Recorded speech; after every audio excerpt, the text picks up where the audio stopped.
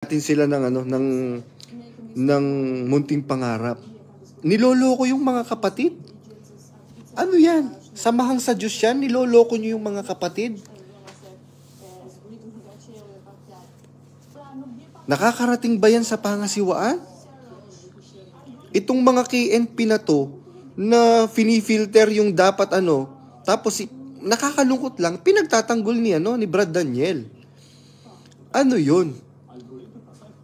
Ano yan? Iglesyang walang sumbungan? Iglesyang walang takipan? Nakakalungkot lang kasi yung iglesia na yan talagang pinagtanggol ko yan. Hindi ako ang pananampalataya ko, hindi pananampalatayang sampay bakod. Kaya nakakalungkot, masakit man sa kalooban, pero yun ang katotohanan.